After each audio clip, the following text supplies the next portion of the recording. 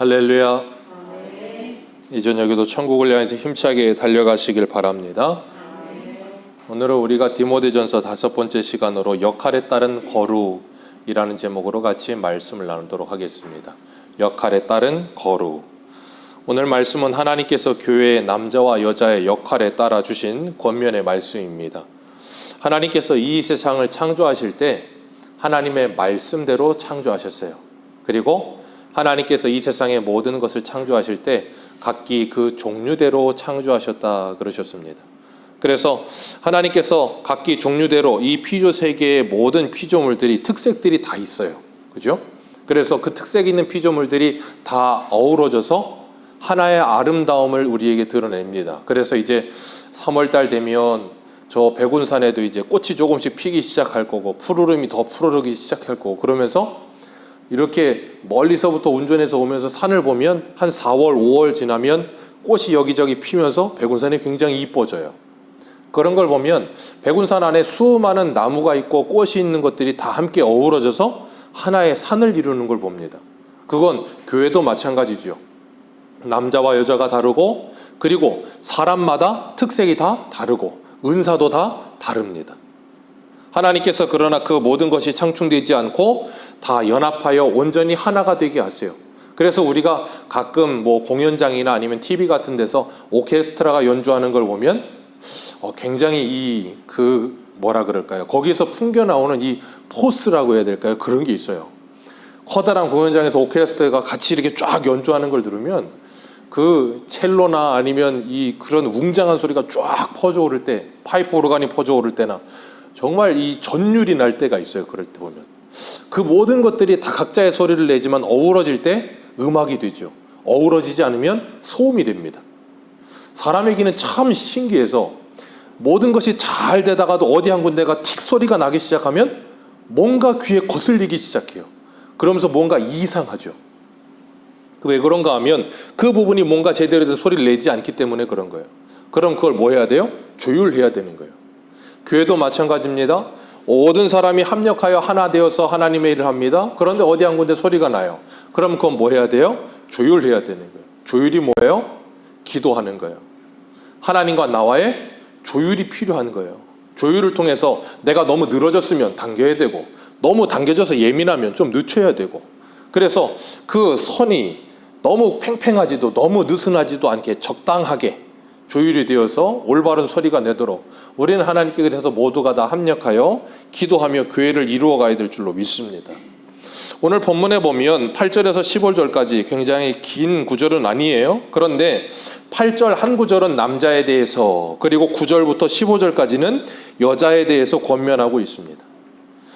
그렇다고 해서 우리가 이 성경을 보면서 남자는 이 8절만 권면하니까 남자는 8절만 들으면 되고 여자는 9절부터 15절까지 다 들어야 된다고 생각할 필요는 없어요. 8절의 말씀을 들어야 될 여성분도 있을 것이고 9절부터 15절까지의 말씀을 들어야 될 남성분도 분명히 있어요. 그렇기 때문에 이 모든 말씀은 하나님께서 우리에게 주시는 말씀입니다. 오늘 8절을 보면 각처에서 남자들이 분노와 다툼이 없이 거룩한 손을 들어 기도하기를 원한다 그랬습니다. 남자들이 거룩한 손을 들고 기도하기를 원한다. 당시 유대인들은 10명 이상만 모이면 모이는 곳마다 회당을 지었습니다. 그리고 회당에 모여서 하나님의 말씀을 읽고 거기서 하나님께 예배를 드렸어요. 그런데 그곳에 모여 이렇게 함께 회당에서 말씀을 듣고 그러면서 그러는 가운데 기도를 인도하는 일을 거의 대부분 남자들이 많이 도맡아서 했습니다. 그러다 보니까 바울이 지금 이 8절에 그렇게 이야기하고 있는 거예요. 지금 우리 김사라 집사님이 대표해서 기도했지만 이런 대표해서 기도를 하는 순간에 분노와 다툼이 없이 기도하라 그렇게 말씀하고 있는 거예요. 분노와 다툼이 있으면 올바른 기도가 나오겠습니까? 올바른 기도가 안 나오겠죠. 교회에는 서로가 다른 사람들이 모입니다. 그러다 보면 의견도 다르고 생각도 다르고 그런데 그것들이 다른 것들이 이렇게 모아져서 의견이 모아져서 하나의 의견을 도출해야 되는데 그렇게 모아지는 가운데 서로가 자기의 의견을 굽히지 않으면 어떻게 돼요? 부딪힐 때가 있어요. 그리고 소리가 날 때가 있습니다. 그러다 보면 싸움이 일어나고 다툼이 일어나고 분노가 차오르기도 합니다. 그런데 그 순간에 사단이 틈타올라요. 사단은 참 아주 예민하고 기민해서 뭔가 틈만 딱 보이면 그 틈을 파고 들어옵니다. 그래서 에베소서 4장을 보면 이렇게 말씀을 하세요. 우리 에베소서 4장 1절에서 4절 한번 읽어보겠습니다. 에베소서 4장 1절에서 4절입니다.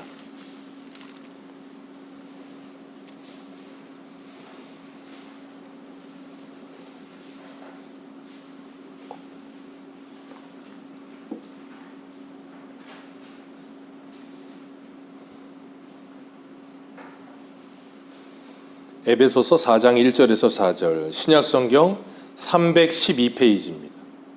신약성경 312페이지, 에베소서 4장 1절에서 4절입니다. 우리 같이 한번 에베소서 4장 1절에서 4절 우리 같이 한번 교독하겠습니다. 시작. 그러므로 주 안에서 갇힌 내가 너희에게 권하노니 너희가 부르심을 받은 일에 합당하게 행하여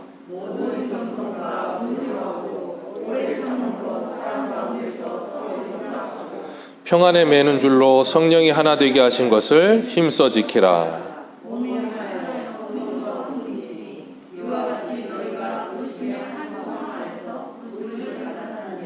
아멘. 그러면서 이 뒤에도 계속해서 뭘 이야기해요? 주도 한 분이시요 믿음도 하나요 세례도 하나요 하나님도 한 분이시요 곧 만유의 아버지시라. 그러면서 계속해서 뭘 이야기해요? 하나. 그러면서 뭘 이야기하는 거예요? 교회의 하나됨이 얼마나 중요한지를 사도 바울이 이야기하고 있어요.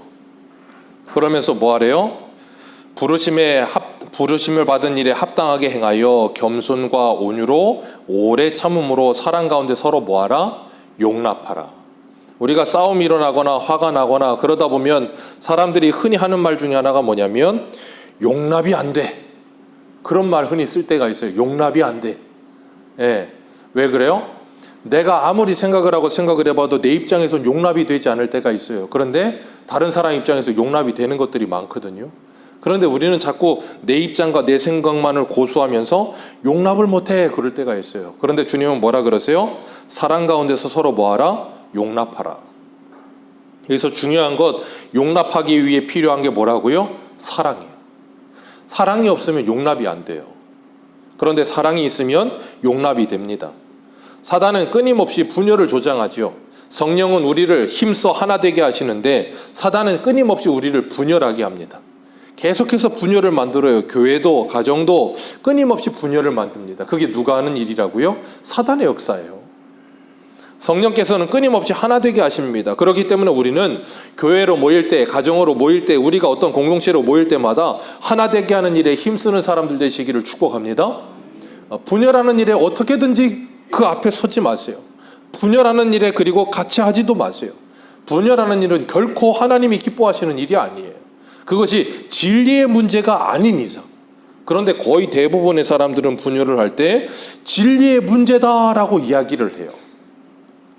이게 참 아이러니한 건데 저희 장로교도 이 합신과 합동이 분열을 할 때 이 교단이 나누어질 때 이 신학적인 차이 때문에 교단이 나눠진 게 아니에요. 감정적인 골 때문에 분열이 되게 나눠지게 됐는데 그런 일들이 꽤 있어요. 기독교 역사를 이렇게 한번 공부해 보면 그냥 그게 아무것도 아닌 일인데도 불구하고 그 감정의 골과 싸움 때문에 그런 일들이 일어나는 게 꽤 많더라고요. 그래서 우리는 분열하는 일에 앞장서는 그 어떤 것이든 앞장서지 않기 위해 애를 쓰시고 기도하셔야 돼요. 왜요? 분열하는 것 성령께서 기뻐하시지 않아요. 성도가 분노하게 되면 그 분노하는 마음을 다스리지 못하게 될 때 뭐 하게 돼요? 죄를 짓게 되거든요. 사단도 그 분노하는 마음에 틈을 타고 들어와요. 우리가 창세기 4장에도 보면 가인이 하나님께서 자신의 제사를 받지 않으시니까 안색이 변하잖아요. 얼굴이 변하잖아요. 하나님께서 안색이 변함이 어찌 됨이냐 그러면서 네가 선을 행했으면 어찌 안색이 변하겠느냐 그러면서 네가 선을 행하지 아니하면 죄가 문 앞에 엎드려 있느니라. 죄가 너를 원하나 너는 죄를 다스리라 그러셨어요. 죄가 너를 원하나. 죄가 우리를 원한다니까요. 문 앞에 들어놓아서 우리를 자꾸 끌어들여요. 빨리 오라고 원하고 막 끌어들여. 그걸 원하나 그걸 뭐 하라고요? 다스리라. 그게 우리가 해야 될 일이라고 말씀하시는 거예요. 그런데 그 죄를 다스리는 일이 쉽습니까? 어렵습니까? 정말로 어렵죠. 죄를 다스리는 일만큼 힘든 게 없어요. 그래서 우리가 그것 때문에 끊임없이 무너지게 되는 거예요. 그래서 잠언에도 보면 노하기를 더디하는 자는 용사보다 낫다 그랬어요. 노하기를 더디하는 자는 용사보다 낫다. 자기 마음을 다스리는 자는 성을 빼앗는 것보다 낫다 그러셨어요. 자기 마음과 생각을 다스리는 일이 그만큼 어려워요. 그리고 잠언 4장에도 뭐라 그래요? 무릇 지킬 만한 것보다 더욱 네 마음을 지켜라. 왜요? 모든 게 이 마음에서부터 시작돼요. 마음이 무너지면 다 무너지는 거예요. 다른 게 필요가 없어요. 마음 때문에 생기는 일이에요. 모든 건. 신앙생활도 마찬가지고 사랑관계도 마찬가지고 마음이 무너지면 아무 소용없어요. 신앙생활도 마음 무너지면. 그러니까 우리가 예배 생활할 때도 교회 생활할 때도 뭐가 문제예요? 마음이 문제예요. 마음이 상해버리면. 그래서 지금 소천하셨지만 우리 이길순 권사님이 기가 막힌 말을 했어요. 어디서 들으셨는지 모르겠는데 섭섭이 마귀라는 말을 제가 들었는데 그 말이 제가 아직 잊혀지질 않아요. 섭섭이 마귀가 역사한다는 거예요. 사람 마음에. 이 섭섭이 마귀가 한번 역사하기 시작하면 답이 없어요. 왜? 마음이 풀리질 않아. 그럼 답이 없는 거예요. 그 마음을 누가 풀어요? 성령께서 풀어주셔야 돼. 안 풀어줘야 죽어도.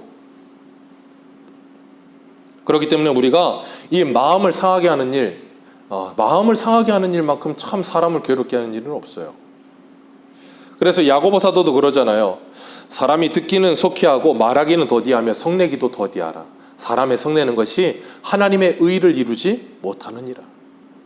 분노하는 마음을 가지고 절대로 하나님의 일을 할 수 없습니다. 네.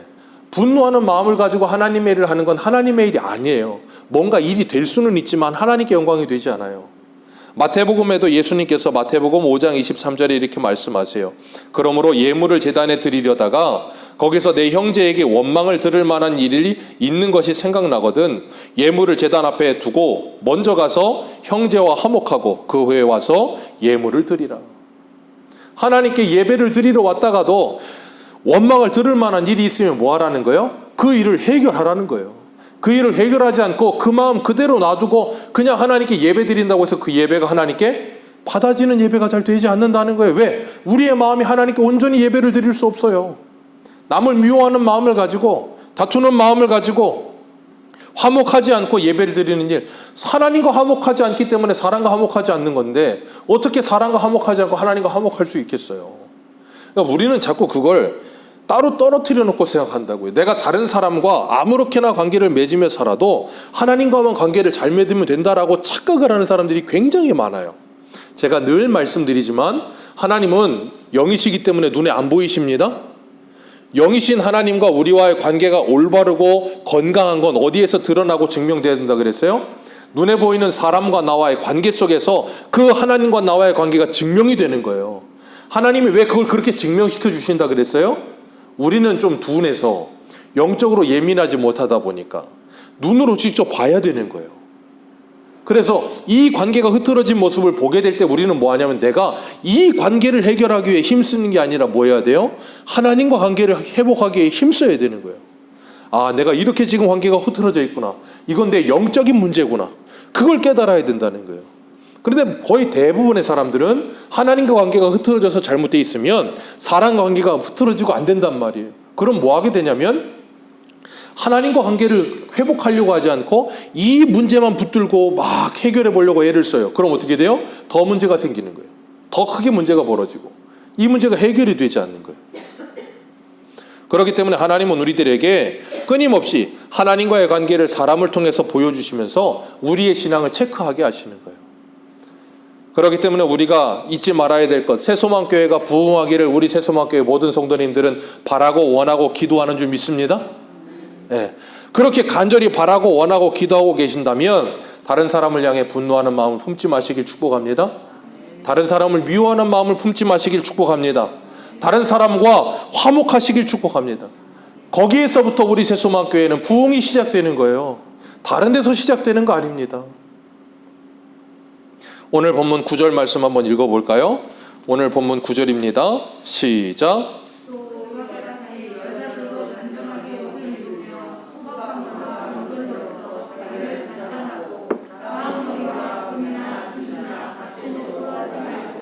아멘. 여인들의 옷차림에 대해서 그리고 여인들의 이 액세서리 꾸밈에 대해서 사도 바울이 이야기를 하고 있는데, 뭘 이야기하냐면 옷 입는 것에 대해서 옷을 입을 때 교회에서는 단정하게 옷을 입으라 그렇게 이야기하고 있어요. 그리고 그 말은 뭐냐면, 교회 안에 들어왔을 때 노출이 심한 옷을 입는 것은 결코 신앙생활에 유익하지 않아요. 나에게도 다른 사람에게도. 그렇기 때문에 그것을 뭐 하라는 거예요? 주의하라는 거예요. 옷을 입는 데는 자유입니다. 네, 자유예요. 자, 우리가 저 경포대나 부산 해운대, 광안리 좋잖아요. 여름에 좀 휴가도 좀 교회에서 단체로 좀 갔으면 좋겠어요.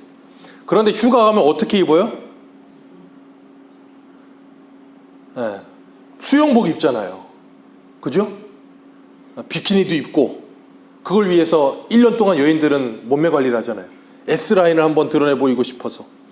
그리고 남자들은 반바지 하나 입고 수영을 하고, 그 옷이라고 입는 거예요. 그죠? 옷이라고 입는다고요.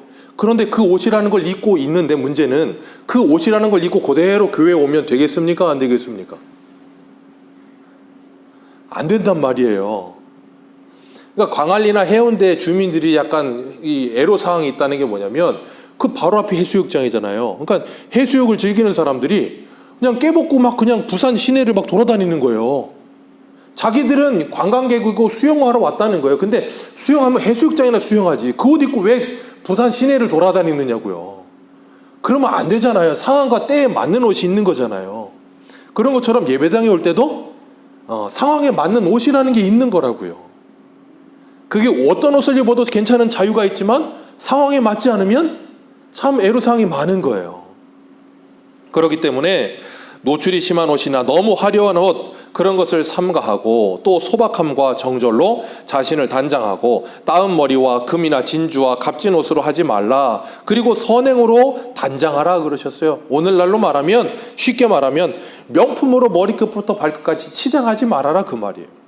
왜 그럴까요? 첫 번째, 성도 안에, 교회 안에 있는 성도들의 상대적인 박탈감을 느끼지 않게 하기 위해서. 두 번째, 사람의 외모를 꾸미는 일이 집착하는 것은 사람의 내면을 꾸미는 일에 집착하지 않는다는 반증인 거예요. 그렇다고 해서 외모를 꾸미지 말라는 말 아닙니다. 외모를 단정하고 아름답고 깨끗하게 꾸미십시오. 그건 성도로서 당연히 해야 되는 일인 거예요. 그런데 거기에서 도가 지나치는 일을 말하는 거예요. 왜 이런 표현을 썼는가 하면, 당시에 로마 사회의 귀족들이 영화 같은 거 보면 여자들 머리를 이렇게 올린 거 보신 적 있으시죠? 따은 머리로. 거기 그거 이렇게 끌어올리려면 스프레이도 없는데 어떻게 했겠어요? 5만 가지 핀을 다 꽂는 거예요, 거기다가. 그 꼽기만 하겠습니까? 비녀도 꽂고, 보석도 좀 달고, 손가락에 다 반지도 끼고. 그러니까 이 로마 시대 때 여인들이 얼마나 치장을 많이 했는지. 치장을 왜 했냐면, 치장은 곧 자기 자신인 거예요.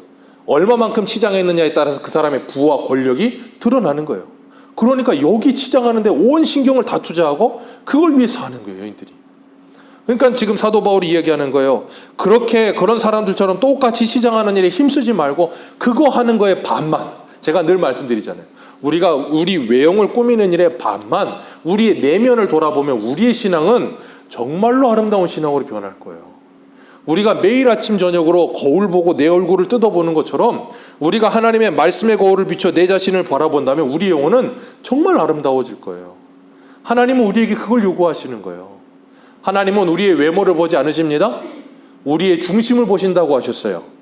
우리 오늘 본문 말씀 이 9절 말씀이 이러는데, 베드로도 이렇게 말해요. 우리 베드로전서 3장 한 번만 볼까요? 베드로전서 3장입니다. 베드로전서 3장 3절.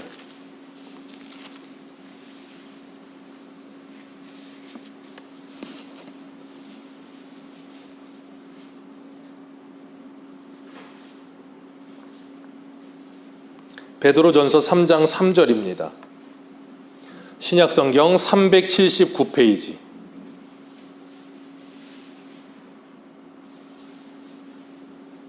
베드로전서 3장 3절입니다.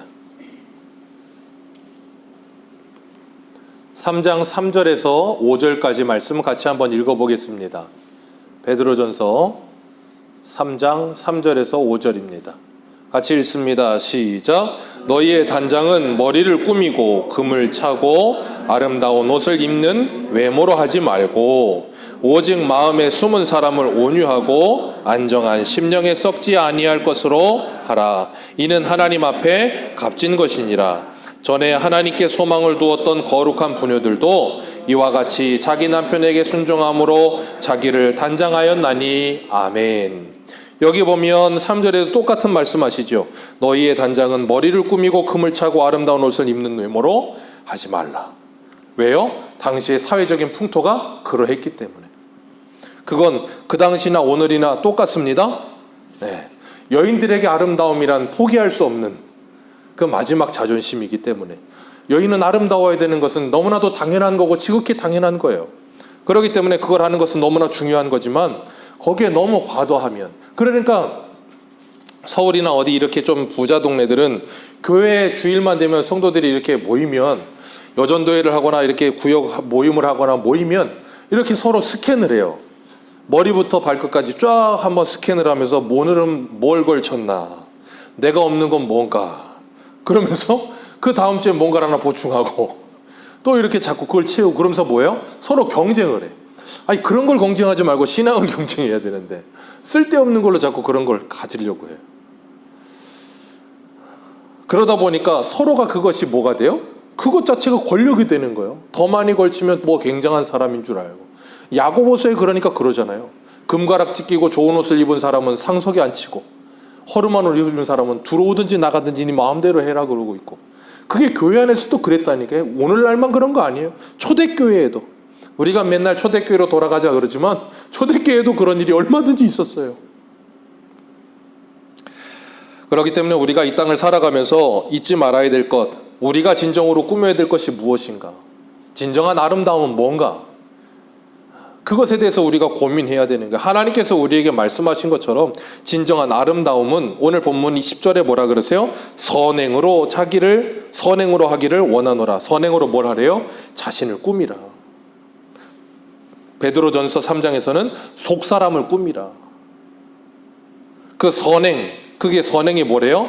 디모데전서, 우리 오늘 찾으신 김에 본문이니까 5장 한번 볼까요? 디모데전서 5장 한 장만 뒤로 가보세요. 5장 10절. 디모데전서 5장 10절입니다. 히터 좀 꺼주세요.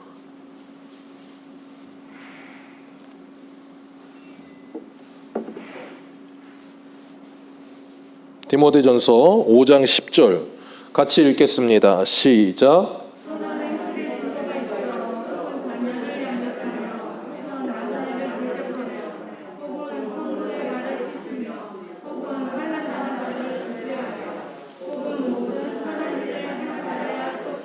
아멘. 선한 행실의 증거, 그러면서 선한 행실이 뭐냐 이야기하죠. 첫 번째가 뭐예요? 자녀를 양육하며, 두 번째 나그네를 대접하며, 성도들의 발을 씻으며, 그 당시에 사회 문화니까 샌들을 신으니까 그런 거고, 네 번째 환난당한 자들을 구제하며. 이게 뭐래요? 모든 선한 일을 행하는 자라. 이게 네 가지만 있겠습니까? 아니겠죠. 더 많겠죠. 선한 행실이란 우리가 거짓이 없는 믿음을 가지고 하나님을 섬기는 그 마음, 그리고 이웃을 사랑하는 마음을 가지고 그들을 대접하는 모든 행동이 선한 행실이 되는 거예요. 그걸로 나 자신을 뭐 하래요? 단장하래요. 그것만큼 아름다움은 없대요. 그 오드리 헵번인가요? 그 여인이 젊었을 때 그렇게 이뻤잖아요. 근데 그 여인이 이 아프리카 난민들을 구제하는 일을 그렇게 많이 했어요. 젊었을 때 그 아름다움의 미보다 나이가 먹었어도 그렇게 늙어진 모습 속에서도 그 난민들과 아프리카 그 안타까운 사람들을 섬기면서 사랑으로 대하는 그 모습이 얼마나 더 아름다웠는지 몰라요. 우리가 이 땅을 살아가면서 진정한 아름다움이 무언가를 하나하나 배워간다는 건 정말로 아름다운 거예요.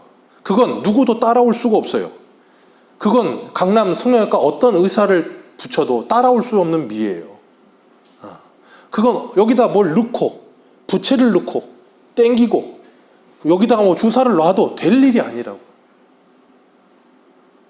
하나님께서는 우리들이 내면이 아름다워지기를 원하세요. 우리 속사람이 아름다워져야 진정 성도다움이 나와요. 그 성도다움의 맛이 나오는 거 거기서. 11절에 또 뭐라 그러세요? 오늘 본문 11절에 여자들은 일체의 순종함으로 조용히 배우라 그러셨어요. 그러면서 가르치는 것과 남자를 주관하는 것은 허락하지 아니하노니 오직 종용할지니라 그렇게 말씀하고 있습니다. 그 이유에 대해서 13절 14절에 뭐라 그래요? 아담이 먼저 지음을 받았고 하와가 후미요 그리고 아담이 속은 것이 아니요 여자가 속았기 때문이다 라고 말씀하고 있어요. 이 말씀을 통해서 우리가 잊지 말아야 될 건 뭐냐면 여인들은 가르치는 것과 남자를 주관하는 일을 하면 안 된다 딱 선을 긋고 있는 건 또 아니에요. 왜 그런가 하면 우리가 사도행전을 보면 사도 바울과 함께 텐트 짓는 일을 했던 부부가 나오죠. 누구예요? 기억나세요? 브리스길라와 아굴라. 사도행전에 이름이 먼저 나오는 건 뭘 의미한다 그랬어요? 제가 이제 사도행전 또 할 거예요. 이름이 먼저 나온다는 건 중요도라 그랬어요. 그런데 남편과 아내인데 남편이 아굴라고 부인이 브리스길라예요. 그런데 이름의 순서가 항상 브리스길라 아굴라예요. 왜요? 아내의 신앙이 더 좋아요. 그래서 아볼로라고 하는 말 잘하고 정말로 믿음이 좋은 아볼로를 데려다가 그가 구약에 능통하고 요한의 세례에 능통한데 복음을 잘 모르니까 브리스길라가 가르쳐요. 가르쳐서 고린도 교회에 보냅니다. 거기서 사역을 하도록. 그 일을 하도록 브리스길라가 앞장서서 그 일을 해요. 사도 바울과 함께 그런 말씀 사역을 했던 여인들이 사도행전에 꽤 있어요. 그러면 여기서 말하고 있는 건 뭔가? 고린도전서에 보면 이 고린도 교회는 은사가 굉장히 많은 교회였어요. 잘 기억하십시오. 이걸 잊지 않으셔야 돼요. 은사가 많다고 신앙이 좋은 게 아니에요. 이걸 오해하시면 안 돼요. 다시 한번요. 은사가 많다고 신앙이 좋은 게 아닙니다. 우리는 은사가 많으면 굉장히 특별한 줄 알고 뭔가 신앙이 좋은 줄 착각을 해요. 고린도 교회는 은사가 많았어요. 그런데 고린도 교회만큼 문제가 많은 교회가 없었어요. 은사가 많았는데 여인들이 특히나 더 하나님께 은혜를 받고 어떤 무슨 이 방언을 받기도 하고 예언을 받기도 하고 왜? 그 당시에 아직 성경이 완성되지 않았을 때니까. 그러다 보니까 막 중구난방으로 일어나서 막 이야기하고 여기저기서 막 그러는 거예요. 그러니까 이게 질서가 안 잡히는 거예요. 그래서 바울이 고린도전서에 뭐라 그래요? 하나님은 질서의 하나님이라. 잠잠하라 그러잖아요. 왜? 그만큼 문제가 많았어요. 그랬기 때문에 지금 이야기를 하는 거예요.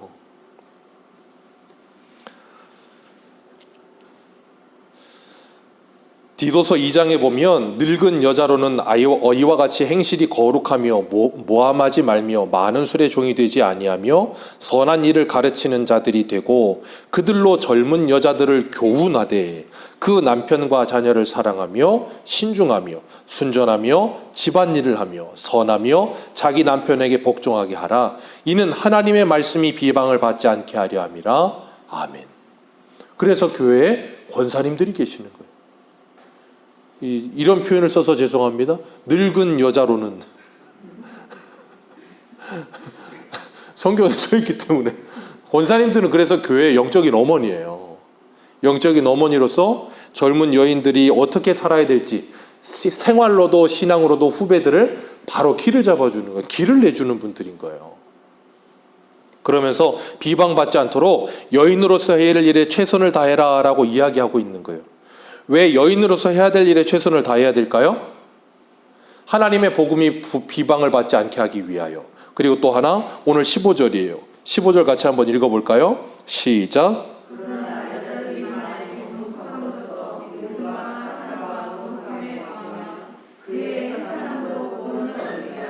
아멘. 정숙함으로 믿음과 사랑과 거룩함에 거하면 그의 무엇으로? 해산함으로 구원을 얻으리라. 이게 무슨 말인가?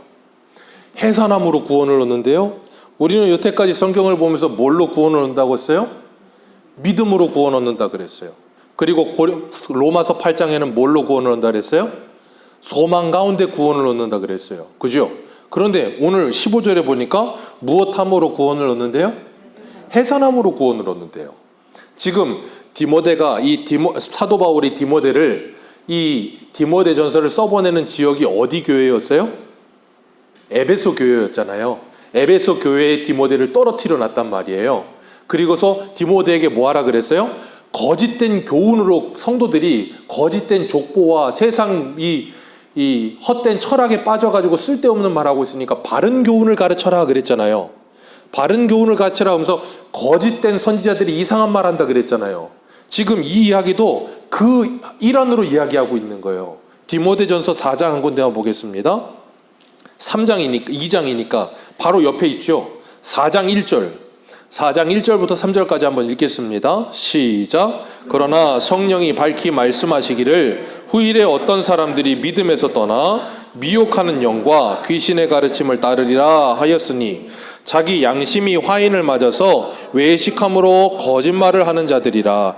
혼인을 금하고 어떤 음식은 먹지 말라고 할 터이나 음식은 하나님이 지으신 바니 믿는 자들과 진리를 아는 자들이 감사함으로 받을 것이니라. 하나님께서 지으신 것이 모든 것이 선함에 감사함으로 받으면 버릴 것이 없나니 하나님의 말씀과 기도로. 아멘. 이 고린도 에베소 교회 안에 이런 거짓 사도들이 나타나서 뭐 한대요? 혼인을 금하고 음식을 금하고 그런 걸 통해서, 쓸데없는 걸 통해서 자꾸 뭐 한다고 생각한다고요? 거룩해진다라고 착각하게 만들었다고요. 그러니까 사도 바울이 지금 여인들에게 뭐라고 지금 권면하고 있어요? 그런 말에 속지 말고 뭐 해라? 결혼해라. 결혼을 하고 남편을 잘 섬기고 아이를 낳고. 자, 그게 누구의 명령이라고요? 하나님의 명령. 무슨 말씀인지 이해하시겠어요? 자, 여인들이요, 남편들에게 순종하고 남편들을 잘 섬기며 그리고 남편을 주장하지 말려고 하고 남편들을 서포트하는 사람이 되어라, 돕는 배필이 되어라. 이건 여인들이 남자보다 못하기 때문에 그런 말씀하실까요? 아니요. 여인들이 신앙이 더 좋은 분들이 더 많으세요. 우리 문덕화 성도님도 와 계시지만 여인들이 신앙이 좋은 분들이 더 많으세요. 그런데 왜 이런 말씀하실까요? 옛날에 우리 아이들 이솝우화 중에 바보 온달과 평강공주라는 이솝우화를 아시죠? 평강공주가 그 지혜로운 여인이 바보 온달을 장군을 만들잖아요. 무슨 말인지 아시겠습니까? 평강공주가 바보 온달 장군을 만드는데 이 멍청이 바보야 그랬겠어요? 안 그랬겠죠. 얼마나 잘해줬겠어요. 저거 사람 만들려고 얼마나 잘해줬겠습니까? 그러면서 키우는 거예요. 그러려면 뭐 해야 돼요? 신앙이 더 좋아야 되는 거예요. 신앙이 더 좋지 않으면 절대 불가능합니다. 신앙이 비슷비슷하잖아요? 맨날 부딪힙니다. 맨날 부딪히고 싸우고 지지고 먹고. 그런데 하나님은 여인들을 더 이 센스가 있게 하시고 예민하게 하셨고 더 하나님과 가까워지게 하시면서 남자를 돕게 하셨어요. 왜? 남자는 늘 좀 뭔가 하나 부족해요. 굉장히 진취적인 남자들도 많고 여러 가지 하지만 빠뜨리는 것도 많고 그래요. 그걸 다 누가 단돌이 해야 돼요?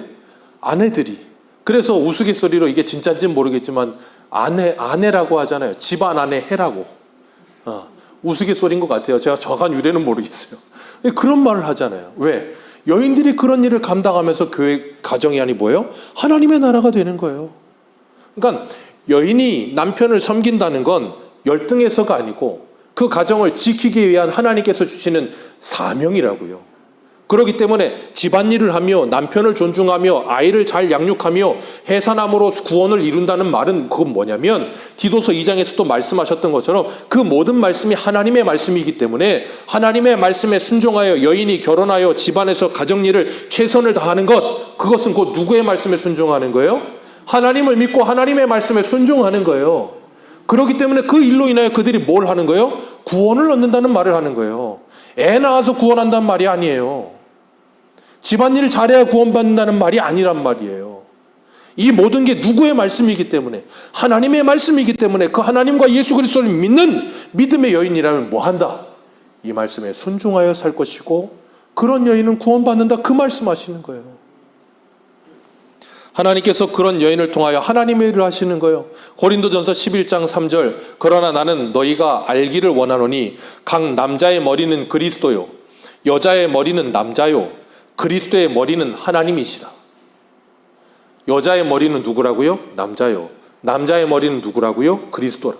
그리스도의 머리는 누구라고요? 하나님이시라. 그리고 고린도전서 11장에 몇 절만 밑으로 내려가면 11절, 12절에 이렇게 말해요. 그러나 주 안에서는 남자 없이 여자만 있지 않고 여자 없이 남자만 있지 아니하니라. 이는 여자가 남자에게서 난 것 같이 남자도 여자로 말미암아 났음이라. 그러므로 모든 것은 하나님에게서 났느니라. 아멘. 이 말은 뭘까요? 엄마 없이 아들이 나올 수 있나요? 없어요. 처음은 아담이 시작했지만 그 다음부터 누구의 뱃속에서 나와요? 하와 뱃속에서 계속 나와요. 그렇기 때문에 남자 없이 여자 없고 여자 없이 남자 없어요. 그리고 모든 건 누구 안에 있다고요? 하나님에게서 났느니라. 그러니까 그 말은 뭐냐면 이것이 높고 낮음의 문제가 아니고 역할의 문제다라는 걸 말씀하고 계시는 거예요.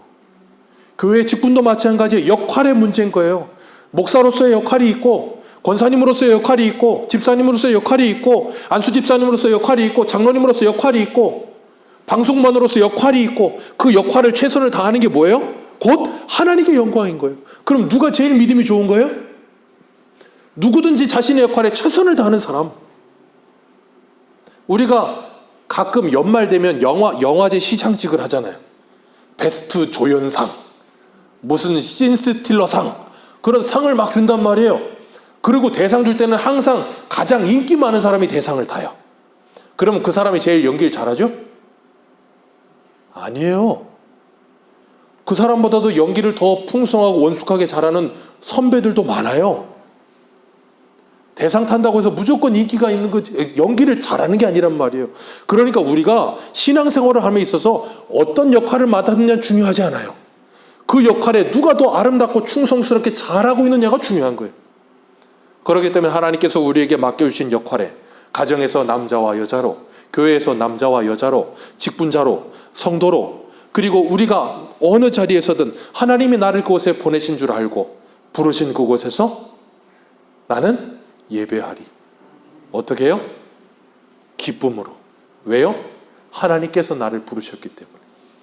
그렇게 하나님을 예배하며 하나님께 영광 돌려드리는 우리 모두가 되시기를 주님의 이름으로 축복합니다. 기도하겠습니다.